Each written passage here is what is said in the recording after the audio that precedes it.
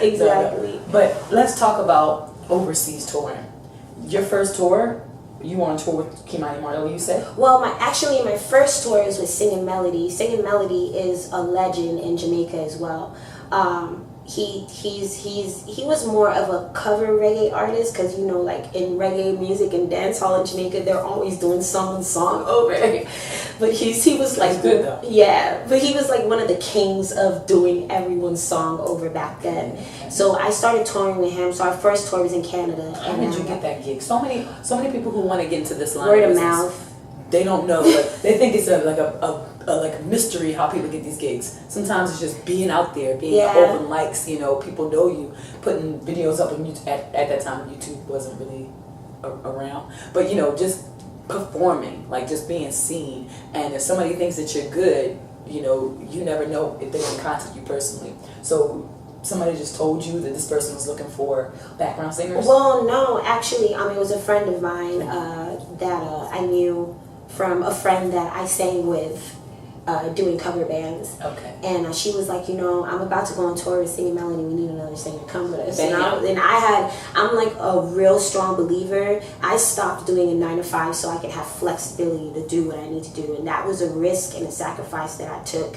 And it was a little hard in the beginning, but it was well worth it. So never be afraid to like take a risk, you know. Hashtag risk taking. Yeah, exactly. But yeah, so I got it from a friend. And and then after that, a few months later, I got a Facebook acquaintance hit me up and it was like, Kimani needs someone, what are you doing in 3 days? And that's how I got that gig. Wow. How was it? How was living on the road, touring, being away from family? How did you take tour life? Well, I was lucky enough to work with like some really good musicians that had really good energy. We were family from day one. And because we kind of had the same circle of friends but didn't initially know each other, it was kind of like we just took on each other, and you know, so it made the transition very easy. There was a lot of tired nights, you know, bouncing from city to city. I'm talking about the flights at 6 o'clock. We would get to our location on that 6-8 hour flight, and then go drop off our bags at the hotel, and then go straight to soundtrack for 2, sometimes 3 hours, and then go back to the hotel, rush food if we get a chance to eat, do our makeup, put on our clothes, and then go on stage, perform, come off, go get our bags, and fly to our next destination. Yeah, so it was really tiring, especially our month lag that we did. That was really tiring. But outside of that, man, it was a lot of rum drinking and, you know, and a lot of laughs. Have you ever performed your original music anywhere? Absolutely. Along the way of my career, I have. So from I was like 22, 23, all the way up, I have, and looking forward to more shows. How did it feel when you performed your own material? How did it feel when you were doing that, and how did the audience receive you?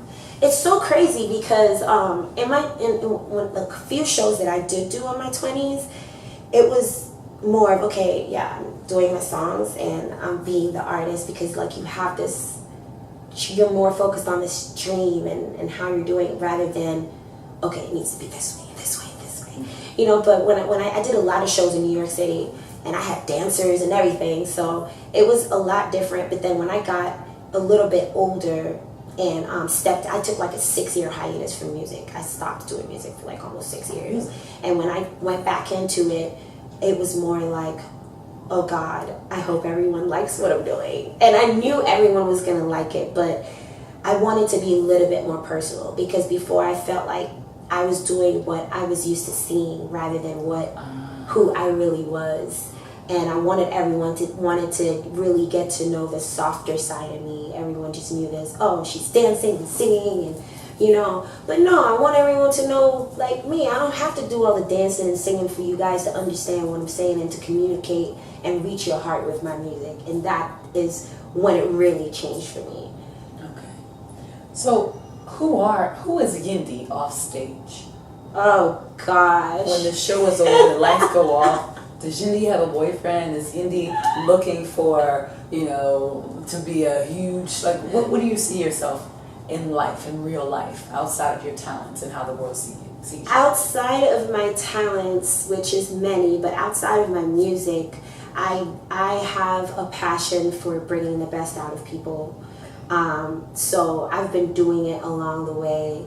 And I used to always say, I want to do this, but then I realized, Yendi, you are doing it. It's just, and not to the highest standard that you see yourself doing it. So I want to be a humanitarian, a philanthropist. I want to have kids. I want to have, I want the girl stuff, I want to get married, but I think I just want to get married to dress up. Oh my goodness. She's probably one of the realest people that I know, seriously. Like, Yo, I think like once the mutual understanding is there, I don't need the government and Babylon to tell me to sign a paper. Seriously. When you know, you know. I mean, some women actually, they do. Because it's like, okay, it's official, but I feel like at the end of the day, being official doesn't mean anything. Because if it's the right relationship, you'll be together regardless of what paper says. Exactly. Now, speaking of, marriage and engagements, what has been your best sexual escapade overseas? Have you had any? I can't get too much into details. I can't get too much into details, but I just hope they didn't have a camera in the restaurant. In the restaurant? And cut. Take 27. No, but my biggest sexual escapade, I really don't want to get into details, but I'm horrible with that. What's his name? No, that's way too direct. Yeah, that's way too direct. What was his nationality? But he was my Korean persuasion. Ooh. It was in Jamaica. In Jamaica? He was in Jamaica? Yeah, he was actually Canadian, full blown Canadian. But he was Korean. You talk to him, sound like a white boy. And nice package. Yeah, we were having a really good time, and I was there for the remaining of. Well, he was there for the remaining of my stay. I was in Jamaica for like 5 days with the band, and I had like 2 or 3 days left, and we spent those days together. Okay. And then 4 days later, when he went home, he told his boss, "I'm gonna go fly to Florida and see her." Did he fly to Florida? Yes, he sure did, and stayed for a whole week. Wow. 16. You're watching. That was awesome. Call her.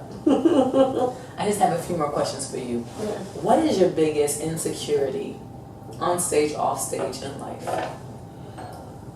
My biggest insecurity off stage, if you have any, and in life. Oh yeah, we all have insecurities. Of just not like, of not reaching my highest expectations. I think that's probably like my strongest insecurity. I think I have like minor insecurities, like I don't like being the middleman of someone being hurt, like stuff like that. But I think my biggest insecurity, like I don't like letting myself down as much as I don't like. Yeah, or just not keeping my promise. I'm a very strong person keeping my promises, and if I can't do it, I can't do it. If I can, I can. What are you most confident about in yourself? My strength. Okay. Yeah. Were you always like this? Like, did you always have strength, or did you go through a lot of things that forced you to acquire strength? I have always been a strong one. I'm an old soul, my mom used to say. So I've always been a strong young lady into a woman, even more stronger, a little too strong-minded sometimes, but it's all good. It's all good. Well, my last question for you is, what advice would you give to people who see what we do for a living as just a dream and don't see how they could actually do this? What advice would you give them as to how to get into this business and what they should bring into this business as far as knowledge? Be authentic. Be authentic. Don't be afraid to work on your craft. There's always room for improvement. You're not the best person in the world. There's always someone better than you artistically.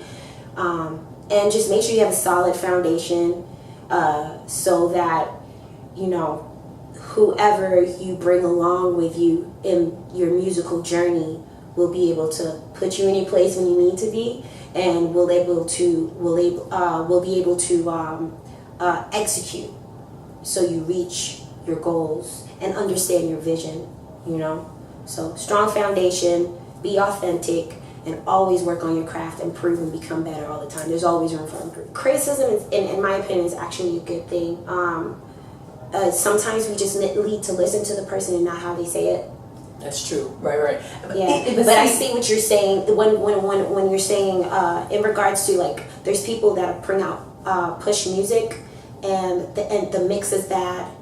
They didn't articulate in their words. I mean, we could go down the line of stuff that people do when they release work in general, and whether it's music, anything that you dream of doing, make sure that it shows your fullest potential. And if you can't get it, if you can't get everything you want to make it, sometimes it doesn't even have to be this dramatic thing. It could be as simple as possible. If it's gonna be simple, make sure that it's the best simple work that you could ever expose to everybody, because when they come back and they talk about it, it's going to be little tiny things that probably won't even matter, rather than saying, oh, well, the vocals were bad or the mix were bad or da-da-da-da-da-da. And even if they do that, that's something that like I said, there's always room for improvement. So be willing to hear what people say and evaluate and say, go back and listen and say, oh, well, maybe they were right, you know? I don't need to use this engineer anymore because they're garbage. It's not you, it's the engineer. I mean, we need each other. We need each other, whether you like somebody or not. Make sure your circle is solid. Make sure your circle is solid. Hashtag Yendi Songbird. Ladies and gentlemen, once again, I am with the lovely Miss Yendi, aka Songbird. Thank you so much for joining me today on Tag Live. You are the artist of the rise, and I wish you success with your single. I have included links to all of her social media pages. Please follow her and get to know her and her music. Yes. Peace. Peace. Thank you. Thank you.